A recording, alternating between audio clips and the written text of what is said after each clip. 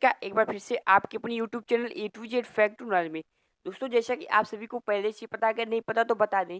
जो ITI second year वालों का एग्जाम है वह नवंबर से स्टार्ट होने वाला है। तो ऐसे में हमारे पास बहुत कम समय बचे हैं परीक्षा की तैयारी करने में। उसी क्रम में मैं आईटीआई इलेक्ट्रीशियन सेकेंड ईयर वाले कंप्लीट थ्योरी का कोर्स लेकर आया हूँ, जो कि बिल्कुल फ्री है। तो दोस्तों, आज की इस वीडियो में हम बात कर लेंगे अल्टरनेटर से संबंध, बेसिक लेवल से पूरा बात करेंगे। अल्टरनेटर किसे कहते हैं, क्या है, पूरा बेसिक लेवल से बात करेंगे, फिर इसके क्वेश्चन भी लेकर आएंगे। तो सबसे पहले बात करें अल्टरनेटर किसे कहते हैं। दोस्तों, ध्यान से सुनिएगा। अल्टरनेटर उसे कहते हैं जो यांत्रिक ऊर्जा को ऐसी प्रकार की वैद्युतिक ऊर्जा में परिवर्तित करे, उसे हम अल्टरनेटर कहते हैं। बिल्कुल बेसिक लेवल से बता रहा हूँ, बहुत अच्छे तरीके से आप सभी को समझ में आ गया होगा।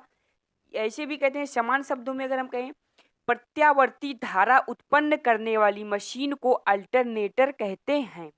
आशा करता हूँ आपको समझ में आ गया हो कि अल्टरनेटर किसे कहते हैं। अब जो दूसरी सबसे बड़ी बात होती है, अल्टरनेटर की संरचना के जो प्रमुख भाग कौन कौन से होते हैं। तो इसकी जो संरचना के चार प्रमुख भाग होते हैं।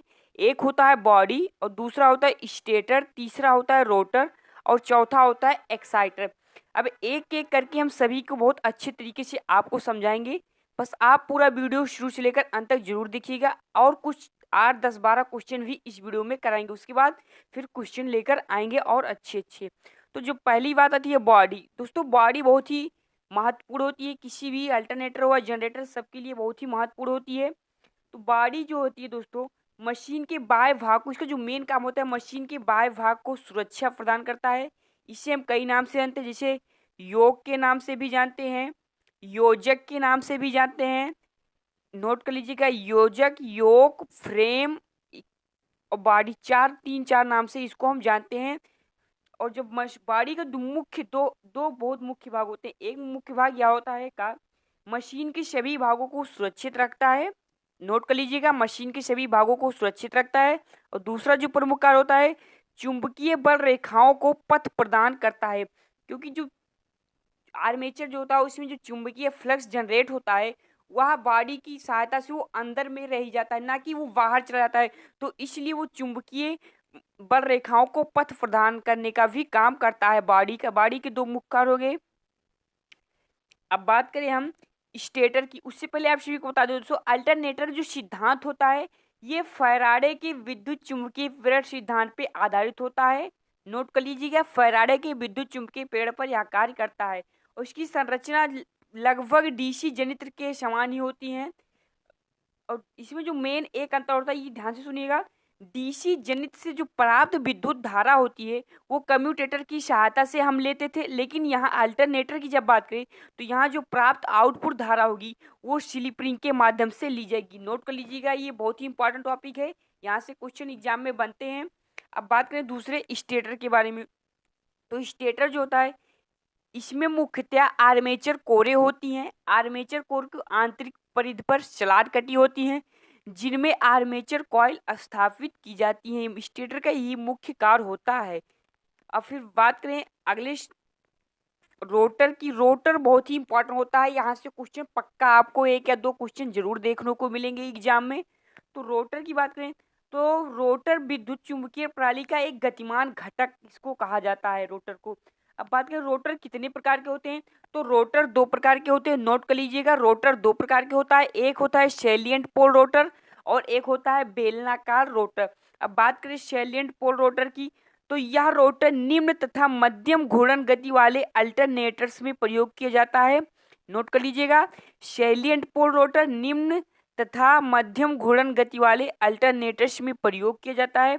और इसे बनाने के लिए जो प्रयोग किया जाता है वो स्टील स्टैंपिंग का प्रयोग किया जाता है। यहाँ से क्वेश्चन अवश्य बनते हैं। क्वेश्चन ऐसे आएंगे, सैलिएंट पोल रोटर को बनाने में किसका प्रयोग किया जाता है, तो राइट आंसर हो जाएगा स्टील स्टैंपिंग्स का प्रयोग किया जाता है। और जो एक क्वेश्चन यहाँ से बहुत ही इंपॉर्टेंट ये बनता है कि किसी को बहुत कम लोगों को पता होगा, जो सैलिएंट पोल रोटर होते हैं ये गति करते समय अधिक शोर उत्पन्न करते हैं। नोट कर लीजिएगा, सैलिएंट पोल रोटर गति करते समय बहुत अधिक शोर उत्पन्न करते हैं। अब बात करें हम, जो दूसरा हमारा रोटर आता है बेलनाकार रोटर। तो यह जो रोटर होता है ये उच्च घूर्णन गति वाले अल्टरनेटर्स में प्रयोग किया जाता है। और इसकी लंबाई अधिक होती है और व्यास जो होता है कम होता है, या ठोस स्टील का बनाया जाता है। नोट कर लीजिएगा, हर एक पॉइंट को बहुत ध्यान से सुनिएगा, क्योंकि बहुत ही मेहनत से मैंने इन सभी को नोट्स तैयार किए हैं आप सभी के लिए। और तीसरी पॉइंट जो होती है, जो इसका 1/3 भाग होते हैं उसमें स्लाट कटी होती है। कितने दोस्तों, 1/3 भाग में स्लाट कटी होती है, बाकी 1/, जो भाग होते हैं उसमें स्लाट रहित होते हैं। और चौथा पॉइंट बहुत ही इंपॉर्टेंट है, इसकी घूर्णन गति 1500 से 300 आरपीएम होती है। कितना होती है दोस्तों, बेलनाकार रोटर की जो घूर्णन गति होती है 1500 से 3000 आरपीएम होती है। और इसकी आउटपुट जो होती वो 50,000 केवीए से लेकर 2000 केवीए तक इसकी आउटपुट होती है। कितना दोस्तों, 50,000 केवीए से लेकर 2000 केवीए तक इसकी आउटपुट होती है। और इसका प्रयोग कहाँ पर किया जाता है, तो इसका जो प्रयोग किया जाता है वो स्टीम टरबाइन अल्टरनेटर्स तथा टर्बो अल्टरनेटर्स में इसका प्रयोग किया जाता है। अब चौथे नंबर की जब बात करें तो आता है एक्साइटर हमारा। तो एक्साइटर का जो मेन कार्य होता है दोस्तों, यह जनरेटर को मतलब चालू करने की काम में जो लिया जाता है उसे एक्साइटर कहते हैं। जैसा कि नाम से ही पता चल जाता है एक्साइटर किसे कहते हैं। अब बात करें दोस्तों अल्टरनेटर की वर्गीकरण, यानी कि अल्टरनेटर को कितने भागों में बांटा गया है। तो अल्टरनेटर को कई सारे भागों में बांटा गया है, एक एक करके आपको बताते चलेंगे बहुत ही कम समय में। तो पहला है वो प्राइम मूवर के आधार पर। दोस्तों प्राइम मूवर के आधार पर अल्टरनेटर को 3 भागों में बांटा गया है। पहला होता है वाटर टरबाइन अल्टरनेटर, दूसरा होता है स्टीम टरबाइन अल्टरनेटर, और जो तीसरा होता है दोस्तों वो आयल इंजन अल्टरनेटर होता है। अब वाटर टरबाइन अल्टरनेटर किसे कहते हैं दोस्तों, दोस्तों इस प्रकार के अल्टरनेटर को रोटर को घुमाने के लिए जल टरबाइन प्रयोग की जाती हैं। यानी कि आप बहुत बार देखे होंगे जो बड़े बड़े बांध बने होते हुए, जैसे नदी हुआ, तालाब हुआ और झरने, वहाँ पर जो बांध बनाए जाते हैं वहाँ पर वाटर टरबाइन जल को बहुत ऊंचे स्थानों से उस टरबाइन के ऊपर गिराया जाता है, जिससे कि वो टरबाइन रोटेट होती है और हमें यांत्रिक ऊर्जा मिलती है, और यांत्रिक ऊर्जा हमें बदलकर विद्युत ऊर्जा में मिलती है। तो वह हो गया हमारा वाटर टरबाइन अल्टरनेटर। और स्टीम टरबाइन अल्टरनेटर उसे कहते हैं जो भाप, जैसे गन्ने की खुइया हो गई, उस और बहुत से स्रोत है, कोयला हो गया, इनसे भाप बनाकर भाप को हम टरबाइन के ऊपर छोड़ते हैं, जिससे कि हमारी टरबाइन नाचती है और हमें यांत्रिक ऊर्जा मिलती है। यांत्रिक ऊर्जा हमें बदलकर विद्युत ऊर्जा प्राप्त होती है, उसे हम स्टीम टरबाइन अल्टरनेटर कहते हैं।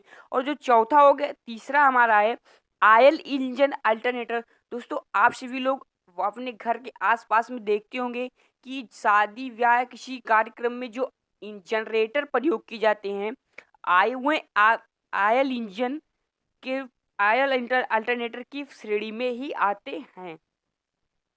अब दूसरा जो है वो घूमने वाले भागों के आधार पर। तो घूमने वाले भागों के आधार पर अल्टरनेटर 2 प्रकार के होते हैं, एक होता है रोटेटिंग आर्मेचर अल्टरनेटर और दूसरा होता है रोटेटिंग फील्ड अल्टरनेटर। और जो तीसरा है वो फेजों की संख्या के आधार पर। तो फेजों की संख्या के आधार पर भी अल्टरनेटर 2 प्रकार के होते हैं, एक होता है सिंगल फेज अल्टरनेटर, दूसरा होता है पॉली फेज अल्टरनेटर। और जो चौथा होता है उत्तेजन विधि के आधार पर। तो उत्तेजन विधि के आधार पर अल्टरनेटर 2 प्रकार के होते हैं, स्व उत्तेजित अल्टरनेटर, पृथक उत्तेजित अल्टरनेटर। स्व उत्तेजित अल्टरनेटर उसे कहते हैं जिसे चलाने के लिए हमें किसी बाहरी स्रोत की आवश्यकता नहीं होती, यानी कि वो सेल्फ स्टार्ट होते हैं। और पृथक उत्तेजित अल्टरनेटर उसे कहते हैं जिसे हमें चलाने के लिए किसी बाहरी स्रोत डीसी की आवश्यकता होती है, उसे हम पृथक उत्तेजित अल्टरनेटर कहते हैं, जैसे कि नाम से ही पता चल गया होगा। अब 2-4 कुछ क्वेश्चन भी देख लेते हैं। तो जो पहला हमारा क्वेश्चन है, सैलिएंट पोल रोटर का उपयोग कितने घूर्णन गति वाले हाइड्रो अल्टरनेटर्स में प्रयोग किया जाता है। राइट आंसर हो जाएगा ऑप्शन नंबर सी, 375 से लेकर 1000 आरपीएम वाले स्थानों पर सैलिएंट पोल रोटर का प्रयोग किया जाता है। अगला क्वेश्चन है, सिंगल फेज अल्टरनेटर में आर्मेचर बाइंडिंग को किस क्रम में संयोजित किया जाता है। इंपॉर्टेंट क्वेश्चन है ये रहे दोस्तों आपके सामने 4 ऑप्शन। राइट आंसर हो जाएगा ऑप्शन नंबर ए, श्रेणी क्रम में। किसी में दोस्तों श्रेणी क्रम में संयोजित किया जाता है। अगला क्वेश्चन है, पॉलीफेज अल्टरनेटर में 3 बाइंडिंग्स होती हैं। जैसा कि आप सभी को पता है, जो पॉलीफेज अल्टरनेटर होते हैं उसमें 3 बाइंडिंग होती हैं, लेकिन एक दूसरे की या कितने अंश पर स्थापित की जाती हैं। तो दोस्तों बाइंडिंग का क्रम होता है वो कितने अंशों पर इन सबको स्थापित किया जाता है। राइट आंसर हो जाएगा ऑप्शन नंबर सी, 120 अंश पर इनको स्थापित किया जाता है। अगला क्वेश्चन है, डीसी तथा एसी जनित्र में एक प्रमुख समानता क्या होती है? तो ये रहे दोस्तों आपके सामने 4 ऑप्शन। राइट आंसर हो जाएगा इनका ये ऑप्शन नंबर ए, ये दोनों एसी विद्युत वाहक बल उत्पन्न करते हैं। क्या दोस्तों? दोनों एसी विद्युत वाहक बल उत्पन्न करते हैं।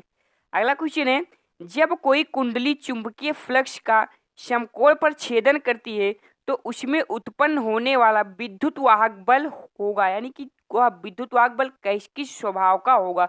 तो ऑप्शन नंबर ए पिछड़ने वाला होगा, बी न्यूनतम होगा, सी शून्य होगा, डी अधिकतम होगा। तो राइट आंसर हो जाएगा दोस्तों ऑप्शन नंबर डी,